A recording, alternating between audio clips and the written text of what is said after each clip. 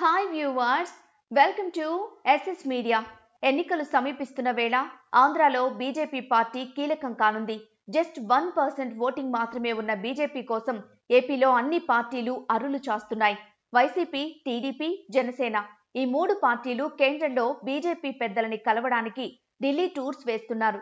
వైసీపీకి పెద్దగా అవసరం లేదు, కానీ టీడీపీ, జేఎస్పీకి మాత్రం బీజేపీతో పొత్తు కాస్తో కూస్తో లాభిస్తుంది. చంద్రబాబు, పవన్, జగన్ని ఓడించాలనేది వీరిద్దరి కల. అందుకే పొత్తు పెట్టుకుంటున్నారు. బీజేపీని కూడా కలుపుకొని పోవాలని ట్రై చేస్తున్నారు. ఇప్పుడు వీరిద్దరి అవసరం, బలహీనతలను బీజేపీ తమకు అనుకూలంగా మలుచుకుంటోంది.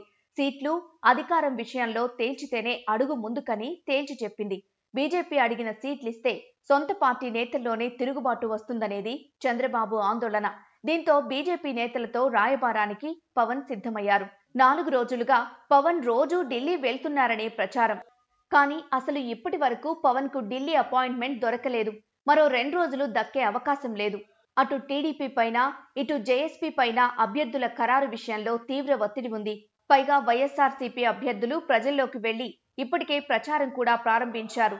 దాంతో టీడీపీ, జనసేన ఆశావహుల్లో సహనం నశిస్తోంది. ఎన్నికలకు ఇంత తక్కువ టైం పెట్టుకుని ఇంకా ఈ పొత్తుల కాలక్షేపం ఏంటని వారు నిలదీస్తున్నారు. పవన్ అయితే ఇప్పటిదాకా తాను పోటీ చేస్తున్న నియోజకవర్గం ఏదో కూడా తేల్చుకోలేని స్థితిలో ఉన్నారు. దీనంతటికీ కారణం బీజేపీ. తాము పొత్తులో కలుస్తామా లేదా అనేది స్పష్టత ఇవ్వకుండా ఇద్దరితో గేమ్స్ ఆడుతోంది.